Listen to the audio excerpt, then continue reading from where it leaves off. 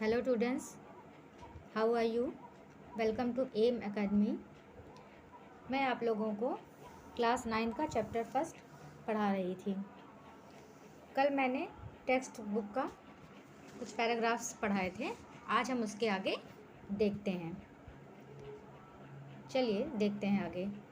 Tommy looked at her with very superior eyes because isn't not our kind of school stupid. This is the old kind of school that they had hundreds and hundreds of years ago. अब कल वो मार्गी जो है उससे पूछ रही थी ना कि कोई स्कूल के बारे में क्या लिख सकता है या क्या लिखेगा, तो उसी के बारे में अब वो टॉमी उसको बताता है कि टॉमी उसकी ओर देखता है श्रेष्ठ निगाहों से या श्रेष्ठ नज़रों से देखता है और बताता है क्योंकि यह हमारी किस्म का स्कूल नहीं है, और उसे स्टूपिड कहता है कि because is it not our kind of school, ये हमारी तरह के स्कूल नहीं है। This is the old kind of school, यह पुरानी तरह का या प्राचीन प्रकार का स्कूल था। They had hundred and hundreds of years ago, जो कई सैकड़ों या सैकड़ों वर्ष पहले हुआ करते थे। यानी जो स्कूल सैकड़ों वर्ष पहले हुआ करते थे वो स्कूल हमारी तरह के स्कूलों से बिल्कुल अलग थे। ही एडेड लॉफ्टली, वह थोड़ी विनम्रता से बोलता है, प्रोनाउंस करता है the word carefully centuries ago, मतलब वो बताता है कि शताब्दियों पहले जो स्कूल थे वह स्कूल अब नहीं है। हमारे स्कूल में और उनके स्कूल में बहुत ही अंतर हो गया है। आगे वो कहता है कि मार्गी वॉज हर्ट, मार्गी जो है इसकी बात सुनकर बहुत ही हर्ट हो जाती है। वो सोचती है कि हमारा स्कूल तो इस तरह है और इन लोगों का स्कूल फिर कैसे रहा होगा, इसलिए बहुत बहुत हर्ट होती है। उसको समझ में भी नहीं आती है उसकी बात।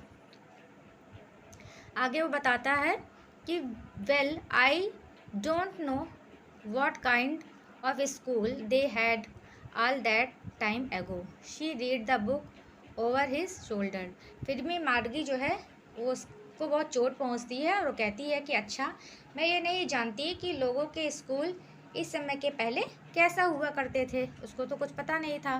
तो वही वो कहती है कि मुझे नहीं पता था या मुझे नहीं पता है कि उस समय के स्कूल कैसे हुआ करते हैं।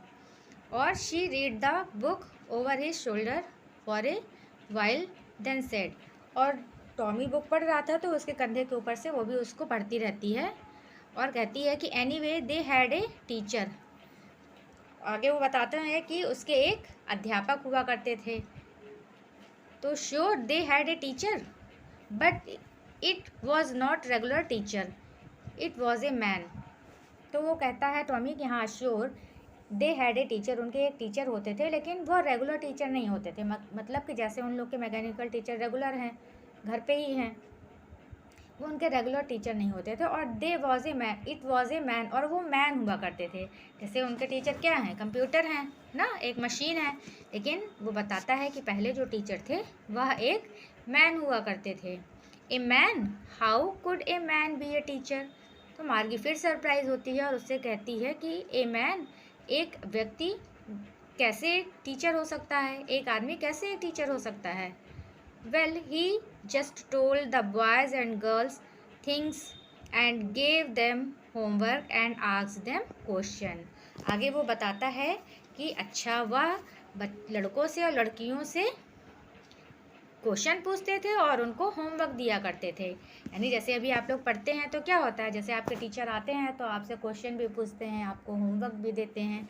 तो वही वो बताता है कि तब जो है लड़के और लड़कियों से यानी स्टूडेंट से टीचर क्वेश्चन भी पूछते थे और उन्हें होमवर्क भी देते।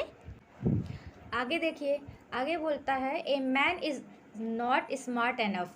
मार्गी कहती है कि एक व्यक्ति इतना स्मार्ट नहीं हो सकता है। यानी जो उनके टीचर हैं, यानी मैकेनिकल टीचर जितना स्मार्ट है उतना व्यक्ति इतना स्मार्ट नहीं हो सकता है कि वो किसी भी बच्चे को या बच्चों को पढ़ा सके। इसीलिए वो कहती है a man is not smart enough, sure he is. तो टॉमी उसका रिप्लाई देता है कि नहीं, वह होता है, श्योर ही इज़, वास्तव में वो इतना स्मार्ट होता है। My father knows as much as my teacher, मेरे पिता भी उतना जानते हैं जितना कि एक टीचर जानता है। यानी जिस समय वो पढ़ रहे हैं कंप्यूटर से या मैकेनिकल टीचर से, तो वही वो कहता है कि जितना मेरा कंप्यूटर जानता है, मेरे मैकेनिकल टीचर जानते हैं, उतना मेरे फादर भी जानते हैं। He knows almost as much as बेटचा, यानी उनका जो कंप्यूटर है वो जितना जानता है उतना उसके फादर भी लगभग जानते हैं। वही वो बात बताता है उनसे।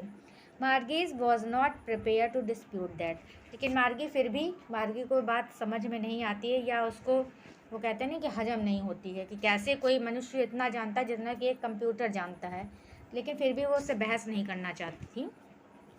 सी सैड, वो कहती है, I would not want to strange man in my house to teach me. तो आगे वो कहती है, मैं किसी भी अजनबी व्यक्ति को अपने घर में पढ़ाने के लिए अनुमति नहीं देती या नहीं चाहती कि कोई अजनबी व्यक्ति आए और मेरे घर में रहकर मुझे पढ़ाए। Tommy screamed and laughter, Tommy चीख के साथ हंसता है, मतलब मार्गी की इस बात पर वो हंसने लगता है और कहता है, यू डोंट नो मच मार्गी, तुम ज़्यादा नहीं जानती हो मार्गी। The teacher did not live in the house, कि उस समय जो टीचर थे वो घर में नहीं रहते थे। जैसे इन लोग के मैकेनिकल टीचर क्या है, हमेशा घर में ही रहते हैं, तो वैसे ही वो सोचती है कि अगर मैन भी होता होगा टीचर तो वो घर में ही रहता होगा और वो पर्टिकुलर टाइम में पढ़ा देता होगा बच्चों को। तो वही वो हंसता है और कहता है कि the teacher did not live in the house, teacher घर में नहीं रहते थे। They had a special building and all the kids went there.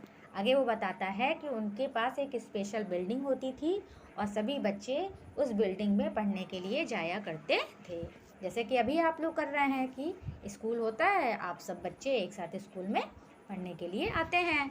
And all the kids learn the same thing, और सभी जो बच्चे होते हैं एक ही चीज़ें पढ़ते हैं। वो पूछती है कि सभी बच्चे, मतलब वो सोचती है कि सारे बच्चे एक ही जगह जाते हैं तो सारे बच्चे एक ही चीज़ें पढ़ते होंगे, तो वही पूछती है कि सारे बच्चे एक ही चीज़ें पढ़ते हैं। तो वो बताता है, sure if they were the same age, तो वही कहता है कि श्योर सभी बच्चे एक ही चीज़ें पढ़ते हैं अगर वो सेम एज के होते हैं। तो ये 2 पैराग्राफ मैं आज आप लोग को पढ़ा रही हूँ, इसकी वर्ड मीनिंग आप लोग लर्न करते रहिएगा।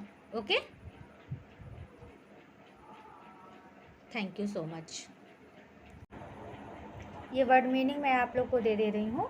ये वर्ड मीनिंग आप लोग अपनी कॉपी में नोट डाउन कर लीजिएगा और इसको लर्न कर लीजिएगा, जिससे आपको याद करने में बहुत और बुक फिर से पढ़ने में हेल्प मिलेगी। Thank you so much.